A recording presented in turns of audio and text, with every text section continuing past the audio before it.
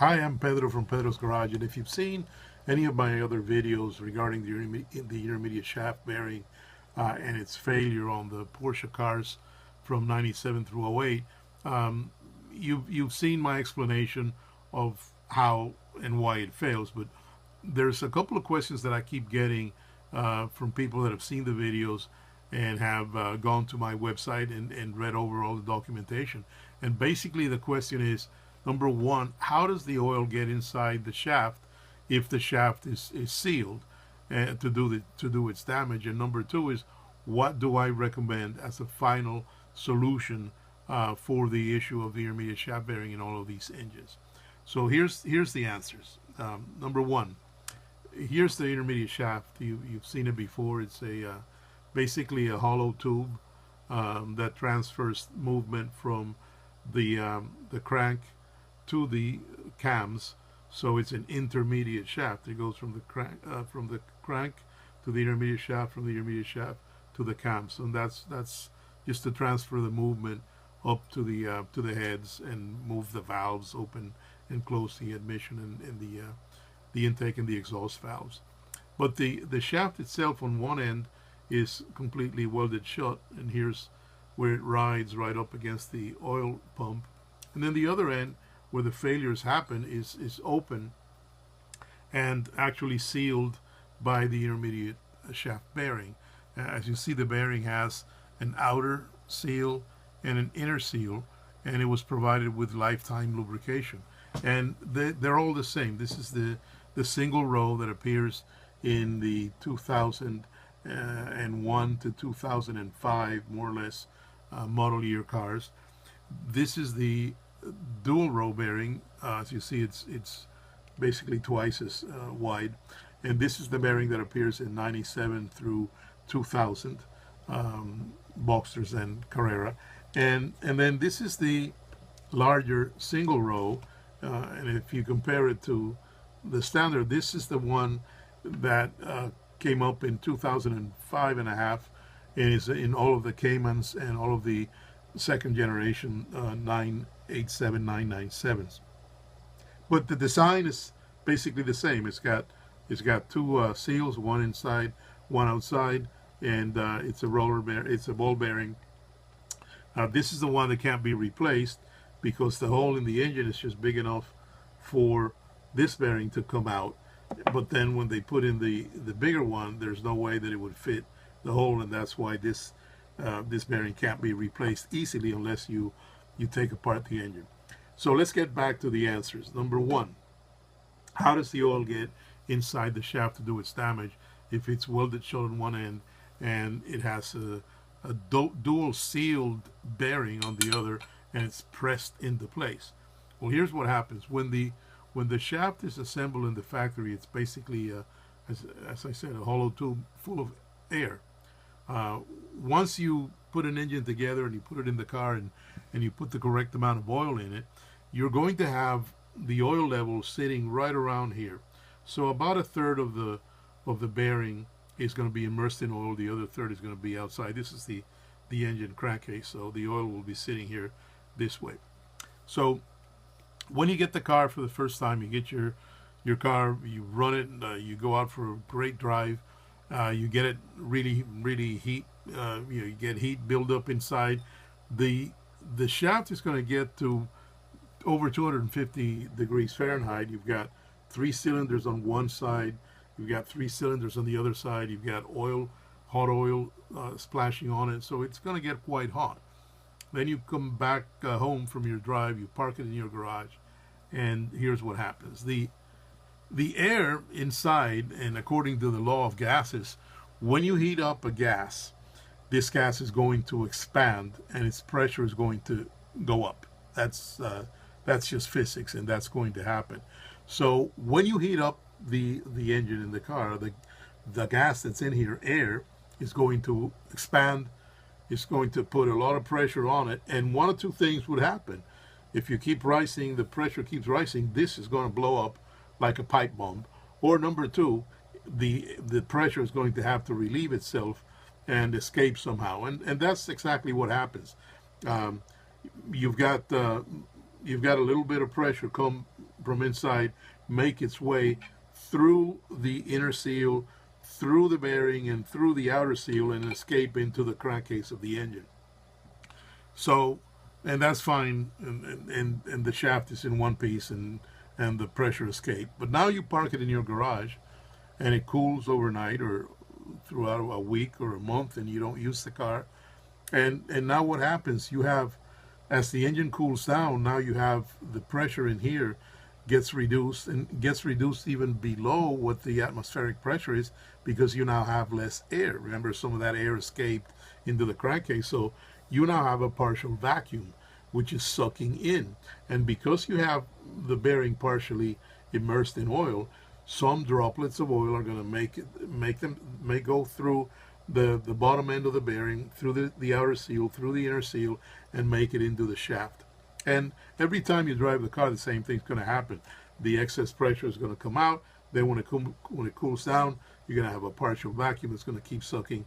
It'll suck in some air, obviously, from the top end, but it'll suck in some droplets of oil from the bottom end. And eventually you're going to end up with an intermediate shaft that has 2 to 3 ounces of oil.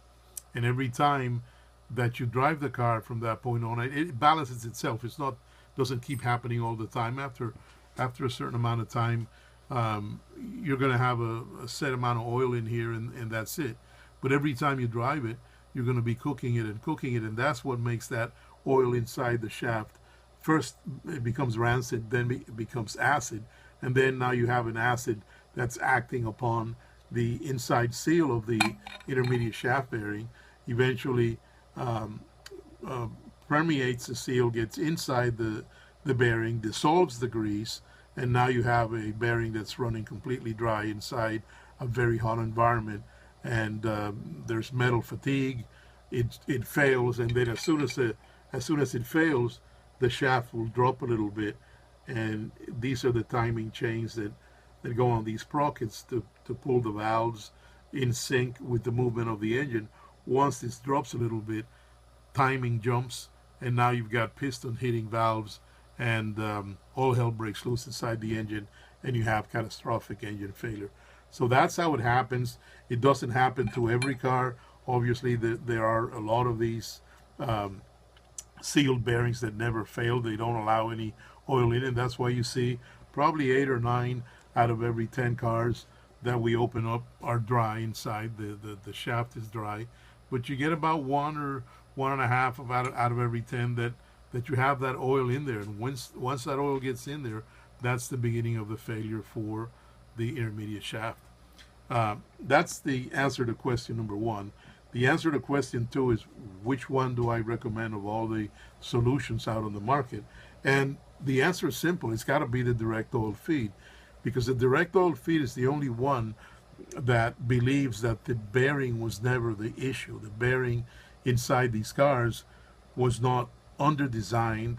It was properly designed as far as being able to handle all the forces on it.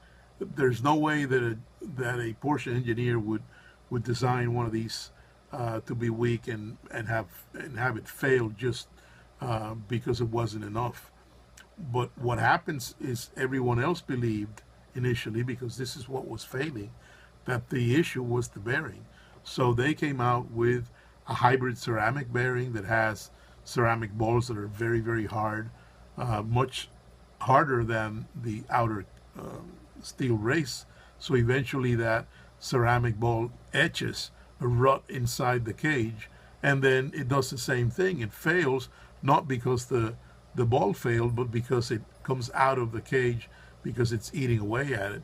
The providers of that particular bearing, now initially they said that was the final fix, but eventually had to go back and revise what they were saying, and now they recommend that every 40 to 60,000 miles you take your transmission out of the car, you take the clutch and the flywheel out, and you visually check to see if there's any play in their bearing.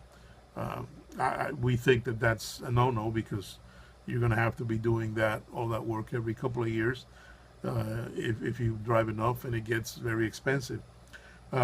There's another provider of a solution that makes a or provides a roller bearing instead of a ball bearing, and they say that the roller bearing is much stronger than the ball bearing because instead of having a ball that has only one point of contact, it is a roller that has 100 times more contact than the ball, and that's true. But what happens again is because it has 100 times more contact than the ball, it's going to generate 100 times more friction, heat into that roller. And if you still have that roller sealed, or even if it's not sealed, even if it's open, and as you've seen in my other videos, that oil gets shed out as soon as it's running, then it's going to fail again because of metal fatigue. So the only way to keep these bearings from failing is keeping them within their operating temperature, and that's by putting the direct oil feed, which basically shoots a cool stream of oil right into the open side of a bearing. We take the seal out, and now we shoot a stream of oil right into the balls, keeping them well lubricated, but even more importantly, keeping them cool by 35 to 40 degrees cooler than what the actual oil is, because we pick up the oil right after the cooler and right after the filter. So we're shooting a real fine stream of cooled filtered oil, and that cures the issue. People have asked how long is it going to last. We don't know, but we believe a bearing that's protected by the direct oil feed should last well in excess of 400 or 500,000 miles.